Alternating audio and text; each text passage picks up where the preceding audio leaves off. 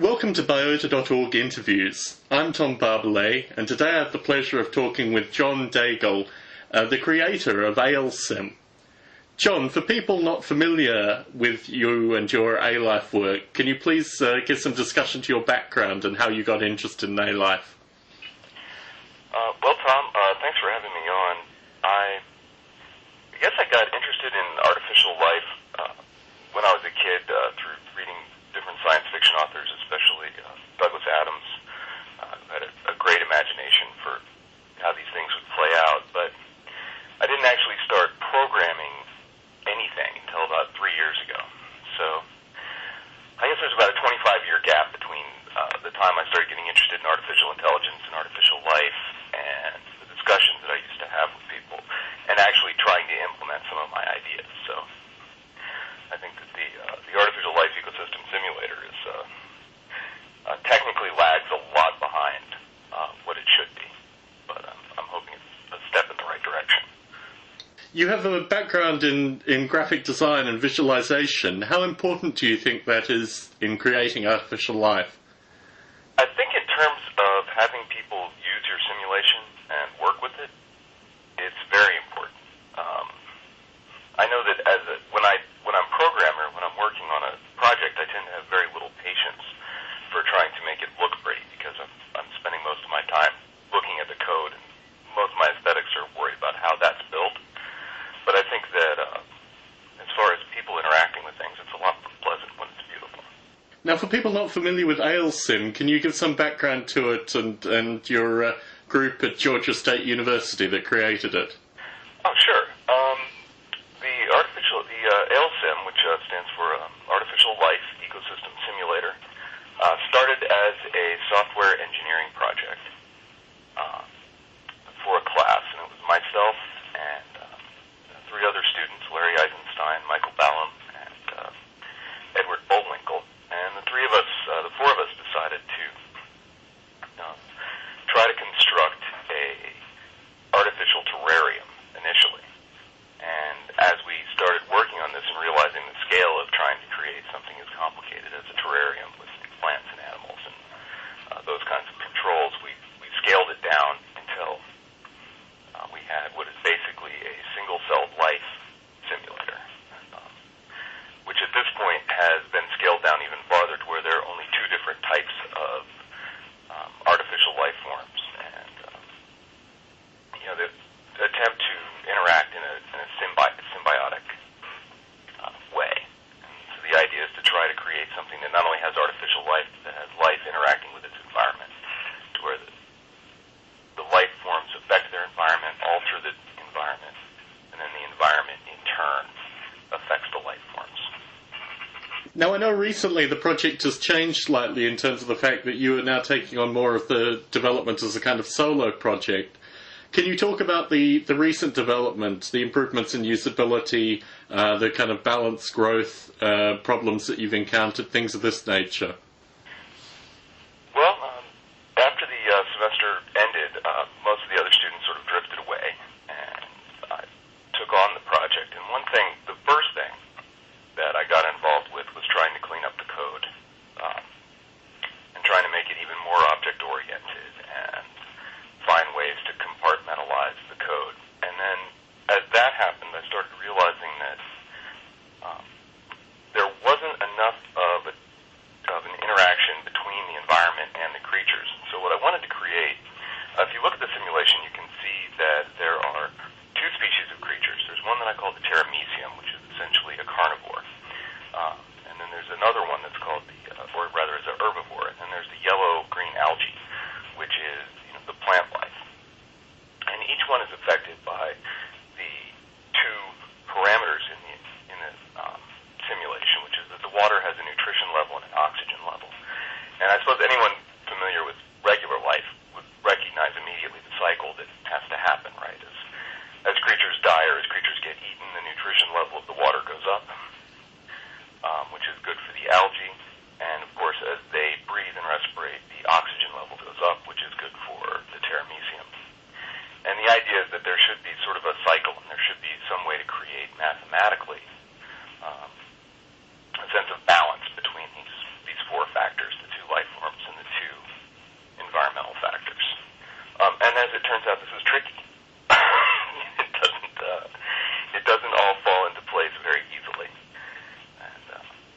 if I can give you a background pointer from my own experience, the more species you add, be they predator-prey or combined, the easier it is to balance those kind of equations. That actually makes sense. It's a phenomenon I've found both empirically and also purely theoretically, but it does work. Well, that makes sense because of the other big research interest of mine is complexity, and the idea of emergent behavior. And there should be a tipping point where as you add factors and you add factors, the behavior of the entire simulation changes in some qualitative way. So I'm kind of hoping to use the simulation to sort of explore that concept and explore that idea, and maybe find some points where things shift and where the behavior of the simulation alters in some kind of a significant way. So, and of course it's open source, so anyone else who wants to play is welcome to contribute.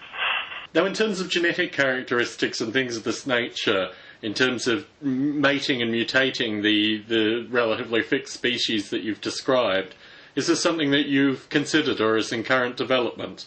It's something that I've considered and I've certainly written about. Where I've been struggling with this simulation is finding something that would be a good way to represent behavior in an easily mutatable form. A lot of simulations that I see have a mutation that is essentially a selection, right? Where there is a set of predefined behaviors, sort of like Easter eggs that are buried in the simulation. And as creatures evolve or change, they can sort of select these. And that's all very interesting, but it's also very artificial, and I think that it's much more important to try to find some way to encode the information or to alter the code, the underlying behavior of the creatures in a way that will create novel behaviors that you didn't expect or novel changes that were not previously thought about.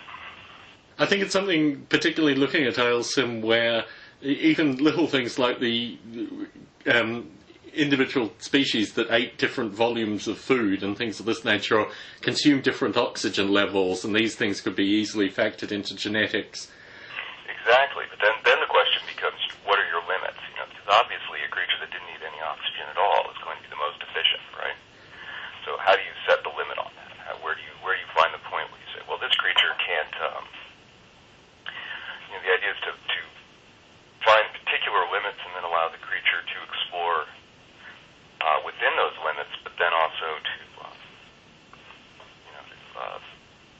kind of go from there. So that's one of the big challenges of altering things like respiration rate or consumption rates or energy usage, is you have to figure out some sort of limitations on how those would be balanced out. And in an RPG, I have some background in thinking about role-playing games, and typically in that kind of environment, what you do is you say, well, there's 100, say, points, and I can divide them between respiration and movement and whatever. But again, that just seems very artificial, and I'm looking for a better way to think about these things. So that's something that I'm hoping to explore in the next year or so with simulations, trying to find a novel way to come up with alterations of behavior and genetic characteristics. This idea of simulation as an easel with which you can take things in different directions, I think, is typified by ALF like ALSIM. I think that in broader terms, in a broader sense of computer science research, there's a general sense in the research that I'm doing right now more academically. I'm involved in some neuron simulation groups, and I'm also working on simulations of the immune system. And there's a sense in these kinds of communities that we've reached this level of complexity in the thing that we're trying to simulate that we really just don't understand it. So there's no choice, absolutely no choice, but to try to simulate different things, observe their behavior, and then try to come up with ways that makes you think about both the simulation and the thing being simulated, and then try to repaint that and do it again and recycle it. The original Biota.org interview that I did of your team, much reference was made with regards to Maxis. Could you give some background into your own use of Maxis products and perhaps some comments on the recent Spore discussion? Well, I remember playing with the very first SimCity and being fascinated with it, spending, I don't